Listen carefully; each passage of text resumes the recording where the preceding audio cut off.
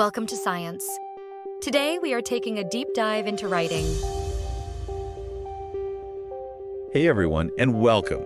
Get ready to think beyond your ABCs because today we're diving deep into the fascinating world of writing systems that leave alphabets in the dust. It's true, alphabets get a lot of attention, but there are so many other incredible ways humans have found to make language visible, wouldn't you say? It's like we grow up with alphabets, so we just kind of, take them for granted. But then you stumble upon these other writing systems and it's like, whoa, there's a whole universe of ways to capture words and ideas out there. Absolutely. And each system has its own story to tell, its own history. It's really about the people who created it, their values, their environment. All of that is woven into the way they choose to represent language. Right. It's like a cultural fingerprint almost. Okay, so let's start decoding some of those fingerprints, shall we? We've got a ton of fascinating sources here, everything from academic studies to historical accounts, all about writing systems that went in totally different directions than our familiar alphabets. And you've picked a great place to start. Let's talk about the Arabic script. It's way more widespread than a lot of people realize. I know, right? You usually think Middle East, but then you find out it's used across Africa and Southeast Asia too. It kind of blew my mind when I first started researching for this deep dive. So what's the story there? Why is the Arabic script so widespread? Well, the spread of Islam played a huge role. As the religion spread, so did the Quran, right? Their sacred text, which is written in Arabic. And often, when a new religion takes root somewhere, its writing system comes along for the ride, so to speak. So it's more than just practicality. It's about cultural influence, religious identity. Yeah. It makes you wonder about the power of language. Exactly. And it's reflected in how the Arabic script adapted to these new regions. Because it wasn't just a matter of adopting the script wholesale. It actually had to be molded, kind of like, shaped to fit the sounds and structures of all these other languages. Like fitting a square peg in a round hole almost. In a way, yes. Our sources mention Swahili as a great example. It's a language spoken in parts of East Africa. And get this, it originally used the Arabic script too. Swahili? Really? Wow, I had no idea. It's true. It's pretty wild to picture what that must have looked like, Those elegant, flowing Arabic characters used for Swahili. Talk about a visual departure from the Latin alphabet they use for Swahili today. It really makes you think about the people who lived through those transitions, Imagine waking up one day and bam, your language has a whole new look. What a mind bend. It really speaks to human adaptability, that's for sure. But it wasn't always a smooth transition, of course. I mean, there were definitely some pushes and pulls along the way. Some communities embraced these new writing systems, while others really held on to their traditional forms. Like a linguistic tug of war. Yeah, exactly, a tug of war. And those tensions are still present today, believe it or not. Have you ever heard of Ajami? Ajami. It's an adaptation of the Arabic script used to write other languages, like Hausa in West Africa. Oh, right, Ajami. I was reading about that. It's amazing how widely it's used. Newspapers, public signs, even literature. It really shows you the lasting impact of the Arabic script. It really does. And it shows that adopting a new writing system isn't always a clean break. It's more like layers, like an evolution where different scripts can coexist, each one serving its own little purpose within a society. It's not just a historical footnote either. I was reading that the 20th century saw this big push towards Latin alphabets in many regions, but, and there's always a but, isn't there? Always. It didn't always stick. You're right. While it's true that Latinization was a big trend, the Arabic script has actually seen a resurgence in some areas, like, for example, Tajikistan. The Arabic script is very similar to the Persian script, so it kind of acts as this bridge to a lot of literature and cultural exchange. It's like this constant dance, isn't it? Yeah. Global trends pushing one way, local identities pulling another. Exactly, a dance. And nowhere is that dance more evident than in East Asian writing systems, where we encounter something totally different. You're talking about Chinese characters, right? Exactly. Now, those are definitely in a league of their own. Those intricate characters are like little works of art. They really are visually striking, and their complexity runs deep. See, unlike alphabets, where the symbols typically represent sounds, Chinese characters are logograms. Logograms. Meaning that each character represents an entire unit of meaning, a whole concept, or even a whole word. It's like each character is its own little puzzle box. You could say that. And those puzzle boxes, they have quite a history. Our sources mention oracle bone inscriptions, the earliest form of Chinese characters we have dating all the way back to the Shang dynasty. Wait, oracle bones, as in bones used for fortune telling. The very same. That's amazing. Isn't that incredible? Imagine these ancient scribes carefully carving characters onto bone fragments, trying to communicate with the divine. These inscriptions aren't just an early form of writing. They give us a glimpse into the beliefs and rituals of a civilization from thousands of years ago. Talk about a direct line to the past. And to think those characters on those bones ultimately evolved into the complex system they have today. They did, but of course it wasn't exactly a straight line. Over time, the characters went through this process of simplification and stylization. Simplification. How do you Yeah. simplify something that's already so complex? Well, the original forms you see were very pictographic, meaning they actually resembled objects and ideas. Over time, they became more abstract, making them faster and easier to write. Like a centuries-long game of telephone, but with pictures. I like that. A game of telephone with pictures. But you know what? Even though they've become more abstract, those ancient origins are still there, kind of hidden within the strokes of each character.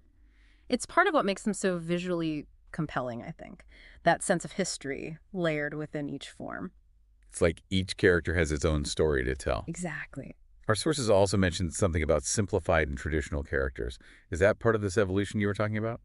It is. In the mid-20th century, mainland China adopted simplified characters to try to increase literacy rates.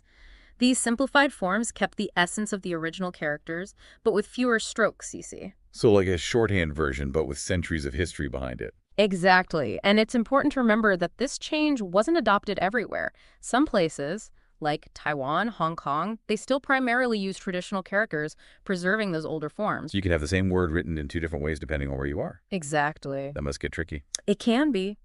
But it shows how intertwined writing systems are with cultural identity and even political forces. Choosing which character set to use isn't just about practicality, it's a statement. It's about history, heritage, national identity. Wow. So much more to it than meets the eye. Always. But I have to ask, how do you even type these things? There are thousands of unique characters, right? How do you fit them all on a keyboard? That's a great question. And you're right, you can't just, map Chinese characters onto a standard keyboard like you can with an alphabet. There are just way too many characters. So, to get around that, some really clever folks developed special input methods. Input methods. Like what? Well, some let you input characters based on how they sound, or some even let you draw the characters on a touch screen. Technology really came to the rescue there. It did. And it wasn't just input either. Think about the massive project of encoding every single one of those characters, those thousands of characters, so that they could be displayed digitally. And not just that, but ensuring that they look the same across different devices and platforms. A monumental task. From oracle bones to digital dictionaries. Talk about a glow up. Speaking of journeys through time, let's go even further back, shall we?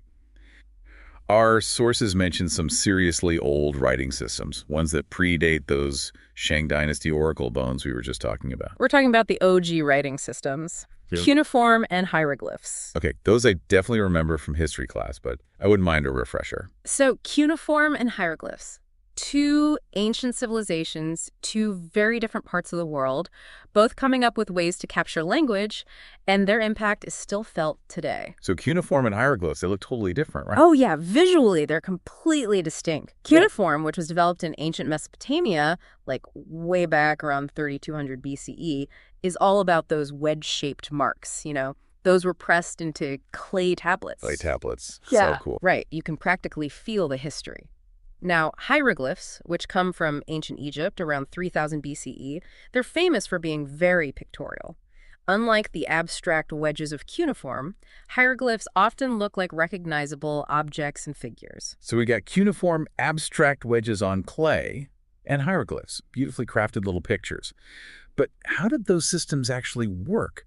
Were they like alphabets with symbols representing sounds, or was it something else altogether? That's where things get even more interesting. So cuneiform, it started out as a mainly pictographic system, but then it gradually evolved. They started incorporating phonetic elements like symbols that stood for syllables and even individual sounds. It's amazing how those early writing systems evolved. It's like we were saying about Chinese characters. They often start with those picture-based forms and then gradually become more abstract. It's true.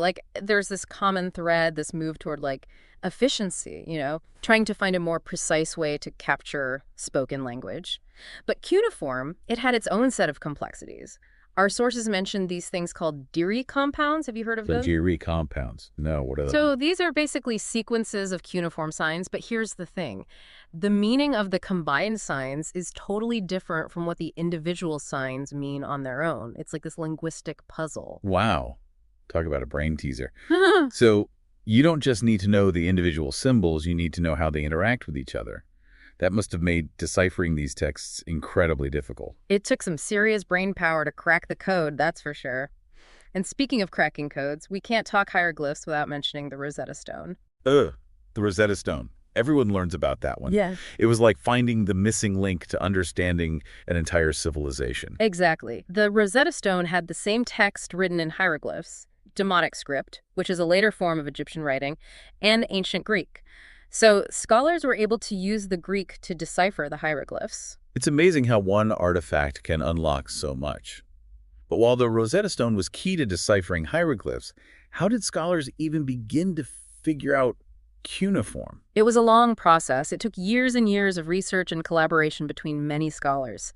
They compared inscriptions, looking for patterns, testing theories. It was painstaking work. Linguistic detective work at its finest. Yeah. So we have cuneiform, hieroglyphs. What else is there? Well, believe it or not, there are even older forms of visual communication. Things like pictographs and petroglyphs. They predate cuneiform and hieroglyphs. Pictographs and petroglyphs. Those are the images you see on cave walls, right? Exactly. They feel so primal, so immediate. Like, even if we don't know much about the cultures that created them, we can connect with them on this basic human level. I know what you mean. It's like a basic human need to create, to express yourself. Exactly. It's a universal language.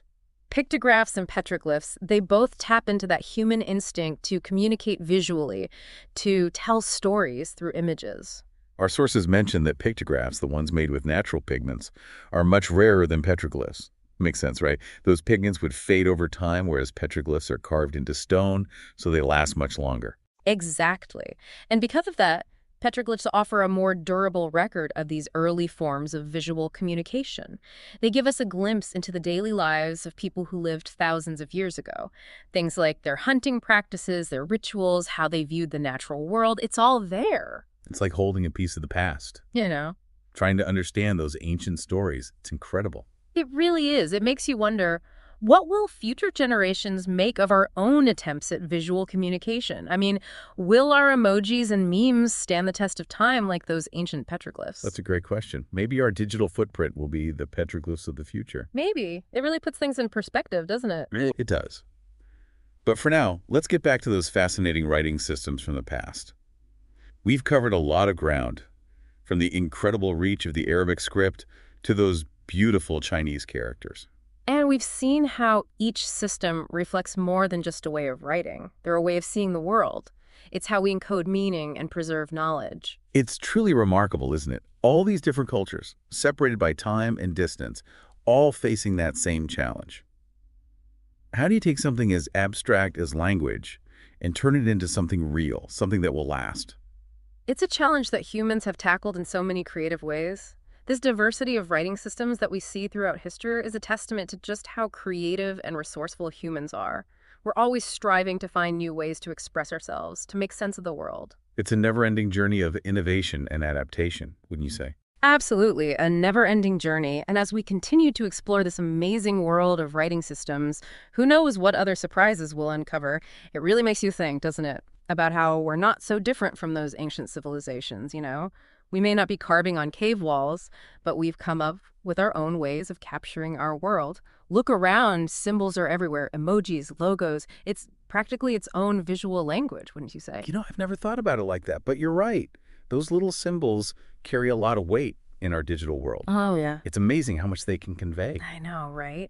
A single emoji can express a whole range of emotions, and those brand logos, they're not just designs. They represent entire ideas, values, lifestyles. It makes you wonder if future archaeologists will be digging through the digital rubble, trying to decipher our emojis and memes like we try to understand ancient hieroglyphs. What do you think they'd make of it all? Now, that's a fascinating question. It's like we're creating our own modern-day Rosetta Stone without even realizing it. Right. It's mind-blowing when you think about it. But for now, let's jump back into those fascinating writing systems. We've already covered so much ground of the influence of the Arabic script, the beauty of those Chinese characters. And we've seen how each system tells a story, not just about how people wrote, but how they saw the world, how they made sense of things. It really drives home the point that writing isn't just about putting pen to paper or, fingers to keyboard, I guess, in today's world. It's about capturing something much bigger, something universal. Exactly. Across cultures and across millennia, humans have faced this incredible challenge, taking something as intangible as language and making it real, making it last.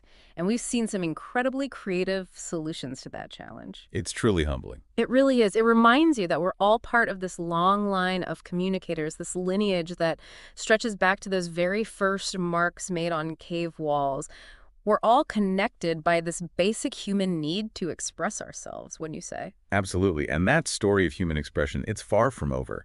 It really makes you appreciate just how creative humans can be. We've seen all these different cultures coming up with completely different ways of capturing language. It just blows my mind. It's not just about the mechanics of writing either, is it? Each system we've talked about, it's like it carries this whole cultural weight with it, a whole history. That's what's been so fascinating to me. It's like we're getting a glimpse into different ways of thinking, different ways of seeing the world. Exactly. And I think that's something that's really important to remember as we navigate our own world of communication today.